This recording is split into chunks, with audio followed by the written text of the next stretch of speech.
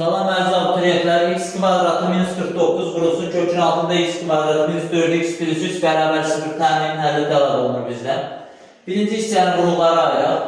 X minus 7, x plus 7 vurulsun kökün altında.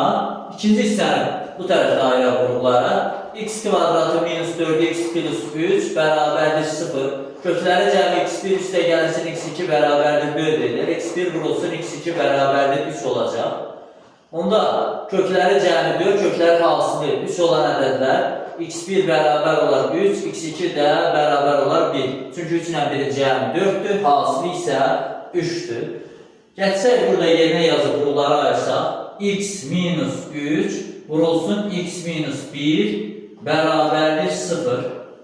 O zaman x1 bərabərdir 7, x2 bərabərdir mənfi 7, x3 bərabərdir 3, x4 bərabər olacaq 1. Amma bundan əlavə biz bilməliyik ki, kökün altında mənfi ola bilməz.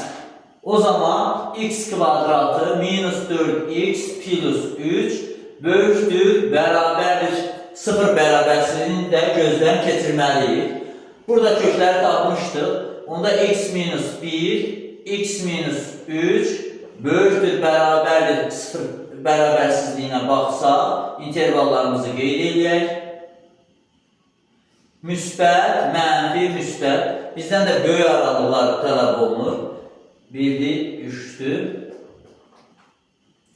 Müsbət aralıqlar tələb olunduğu üçün bu bərabərsizliyin həlli mənfi sonsuzluqdan 1-ə qədər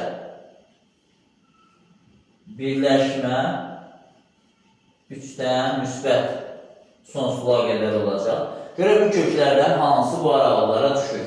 Əlbəttə ki, mənfi sonsuzluqdan 1-ə qədər kökə mənfi 7 daxildir, bəli, ödəyəcək 7 də bu bərabərsizliyə daxildir, ödəyəcək. Onda bərabərsizliyin həlləri artıq 7-dir, mənfi 7-dir, 3 və 1.